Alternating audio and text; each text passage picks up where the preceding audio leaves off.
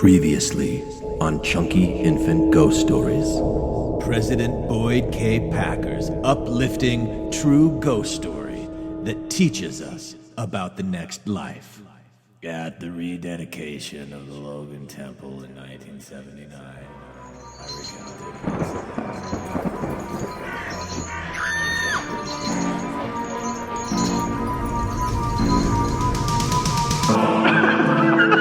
This is Infants on Thrones. Chunky Infant Ghost Stories. Chunky Infant Ghost Stories.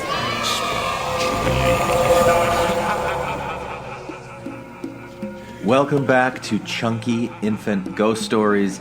I'm Glenn Osland, and honestly, I really don't know what I was thinking when I publicly committed to make 31 of these things for every day of October.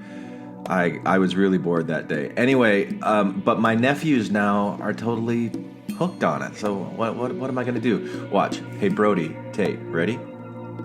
Poop. See? All right, so I'm going to keep trying to do these as much as I can. We finished up the Oxenholm story from LDS Living magazine. I was going to do this Boyd K. Packer ghost story from the same magazine, but it's just so lame. I tried and I can't. It wasn't interesting.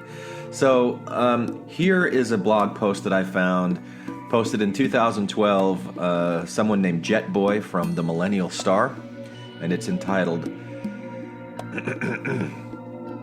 Some Mormon Ghost Stories. Yeah, that's menacing, right? Let's see how menacing this tame milquetoast oatmeal Mormon ghost story is. When leaves start turning bright colors of amber and orange, and occasionally the first snow falls, it's that time of year again. It's the end of October. Ghosts, ghouls, strange beings, and killers walk the street. Kids laugh and candy is handed out as if grown on trees. You guessed it. Halloween has arrived. I have to admit that Thanksgiving is a good day of rest and food, while Christmas is exciting and special. Halloween, on the other hand, has its own pleasures. For once, those who are imaginative and don't see the world the same way as others can let loose. Dressing up and acting like a fool or other is just plain fun. With these thoughts having been expressed, I will be writing about two themes for this time of scares and spooks. The first post is about ghosts and otherworldly frights. The word is frights. Mormonism is full of stories about angels leaving messages and spirits roaming the world. Despite, or even because of that, there aren't too many ghost stories passed along in its history. Part of this could be the specific teachings related to the afterlife and those who hang around.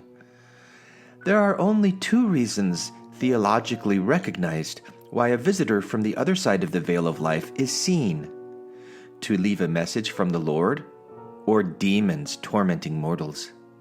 There are plenty of stories about both. One of the first Mormon stories in history is of an evil possession during the first vision and an exorcism years later. Not many probably put the former in the category of ghost story, but it can fit into the genre. These are great starts for the subject of Mormon spooky tales. Every Mormon knows that Joseph was troubled by the many Christian religions he saw around him and wanted to know the truth. He read from the Bible and conducted after reading James to ask the Lord what religion to join. After working to clear a field, he went deep into the forest and prayed. Before the divine, capital D, divine manifestations, there was a struggle with an evil spirit. After I had retired to the place where I had previously designed to go. Really? He's using this as a ghost story? Oh my gosh. Having looked around me, yada yada yada, first vision story, my beloved son hear him.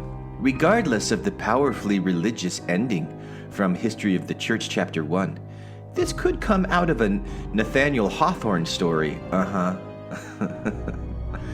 It's equally as true. The forest is filled with benevolent spirits, where only the grace of God can save the possessed soul. A heart is purified, while shadows and destruction vanquished. That's a terrible ghost story. Soon after the LDS Church was organized, Joseph Smith went to visit his friend Joseph Knight during the month of April. When he and a few others arrived, the son Newell Knight became possessed by an evil spirit during spiritual conversations and prayer. Joseph expelled the demon, as told in History of the Church, Volume 1, pages 82 through 3. Among those who attended our meetings regularly was Newell Knight, son of Joseph Knight. He and I had many serious conversations in the important subject of man's eternal salvation. We had got into the habit of praying much at our meetings, and Newell said that he would try to take up his cross and pray vocally during the meeting. But when we again met together, he rather excused himself. I tried to prevail upon him, making use of the figure, supposing that he should get into a mud hole. Would he not try to help himself out? Yada, yada, yada. He was possessed by evil spirits. We cast them out by the Spirit of God. There's another ghost story for you. Man, these are real Mormon ghost stories. Jeez.